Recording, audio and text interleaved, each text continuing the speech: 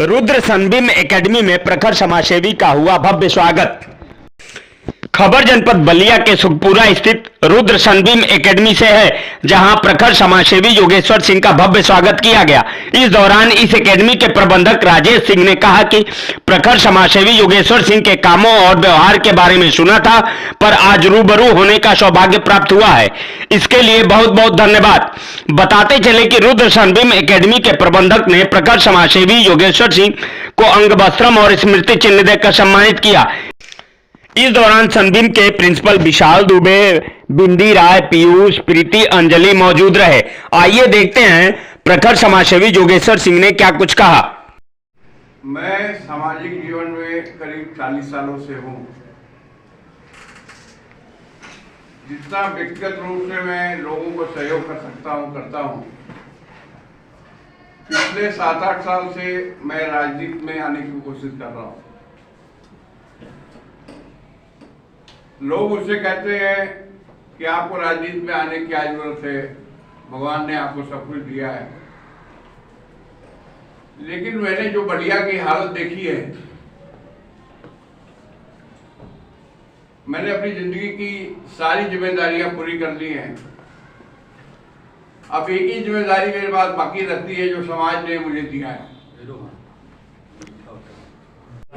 न यहाँ कोई विकास है, न यहाँ कोई औद्योगिक विकास है। यहाँ के बच्चे 10-10 हजार रुपए के लिए दिल्ली, मुंबई, कलकत्ता, मेघालय, नागालैंड कहाँ जाते हैं। मैंने पूरी दुनिया घूमी है, लेकिन इतनी गरीबी मैंने किसी देश में, किसी प्रांत में, किसी शहर में नहीं देखी है। और यहाँ के जो नेता लोग हैं, उनके बारे में कहने की क्या जरूरत है। समाज की सेवा करने के बजाय वो अपनी सेवा करते हैं। तो मैंने सोचा कि क्यों नहीं मैं कुछ अपने समाज के लिए करूं। और राजनीति का रूप इतना गंदा हो चुका है कि जो भी फंड्स गवर्नमेंट के द्वारा आते हैं, लोग अपने कमीशन के रूप में या किसी रूप में, सड़कों की हालत देखिए, पानी की समस्या, आर्सेनिक वाटर है। बलिया में पूरे देश में सबसे ज्यादा आर्सेनिक वाटर अगर कहीं पाया जाता है तो बलिया में पाया जाता है। हैंडपंप का पाइप हमारे हर गांव में, हर घर में लगा है, लेकिन आप लोगों को मालूम होना चाहिए कि आर्सेनिक वाटर होता है, उसमें बहुत खतरनाक है जीवन के लिए। यह सब चीजें हैं जिनको देखते हुए मैंने सोचा कि राजनीति में एक बार आके कोशिश करते हैं, कुछ समाज की सेवा हो सके तो कोशिश करते हैं की जाए। बेरोजगारी इतनी है कि मैंने अपने व्यक्तिगत स्तर पे जितना मैं कर सकता हूं, मैंने कम से कम 40 साल के अपने जीवन में कम से कम 5-6 हजार लड़कों को, बलिया जिले के लड़कों को रोजगार देने का काम किया है।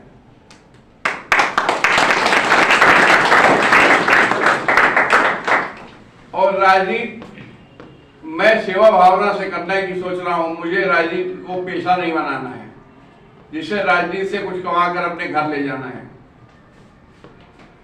मैं इस स्कूल के बच्चों को भी कहना चाहता हूं कि भले एक वक्त की रोटी कम खा लेना बच्चों, लेकिन मेहनत से एकदम पढ़ाई करना है, क्योंकि हमारा बलिया जिला शिक्षा के मामले में बहुत कमजोर है।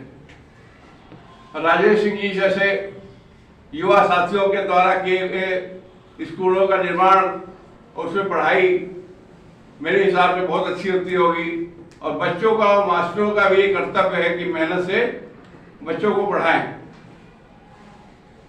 विवेकानंद जी ने कहा था कि जो बच्चे मानसिक रूप से विकसित होंगे वही देश का विकास कर सकेंगे। मेरे यहाँ बच्चे आते हैं बलिया के, BA MA पास, मैं अपने HR डिपार्टमेंट में भेजता हूँ, भाई इसको रख लो। आप लोग विश्वास नहीं होगा कि वो लड़के हिंदी में भी एक एप्लीकेशन नहीं लिख सकते हैं। पढ़ाई का स्तर इतना कमजोर हो गया है। ये सब चीजें यहाँ के नेताओं को दिखाई नहीं देती हैं। यही सब सोचकर मैं राजनीति में आने की कोशिश कर रहा हूँ। मैं आशा करता हूँ कि आप लोग मुझे सहयोग करेंगे। धन्यवाद। मैं राजेश प्रताप सिंह रुद्रा सनबीम एकेडमी के प्रबंधक हूँ। सर, आज आप यहाँ समाज सेवी योगेश्वर सिंह को निमंत्रण दिए थे, आप यहाँ दिख भी रहे हैं समाज सेवी जी। क्या कार्यक्रम था, किस तरह का कार्यक्रम था यहाँ? जी, मैं जीता दिन से योगेश्वर सिंह को मैं जानता हूँ। एक कुशल समाज सेवी होने के साथ साथ एक कुशल व्यवसायी भी है और इस समय भगवान को पाना इजी है, लेकिन नौकरी पाना बहुत बहुत मुश्किल है। मैंने सुना है कि योगेश्वर सिंह जी ने 4000 बच्चों को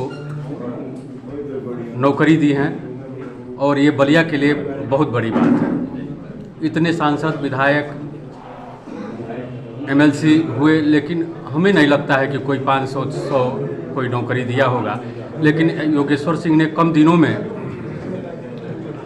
4000 बच्चे एक मायने रखता है और वो 4000 बच्चे माने 40,000 का पेट भर रहे हैं बच्चे।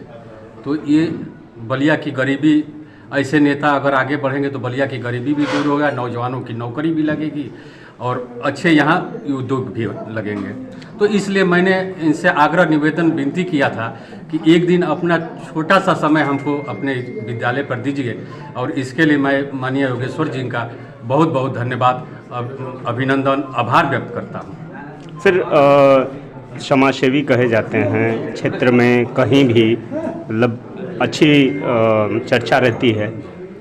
अगर लोकसभा क्षेत्र में आए सलेमपुर से या कोसी से, तो क्या आपकी राय रहेगी उनके प्रति?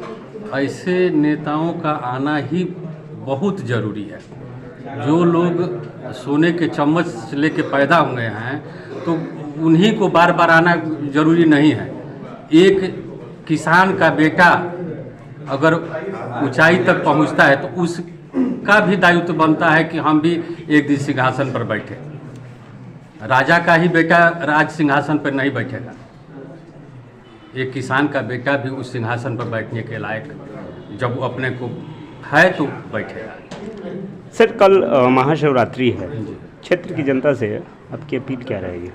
महाशिवरात्रि पे मैं क्षेत्र की जनता से यही अपील करूंगा कि माननीय योगेश्वर जी का आप लोग साथ दें और ऐसे नेता को आगे बढ़ाएं ताकि समाज में सुधार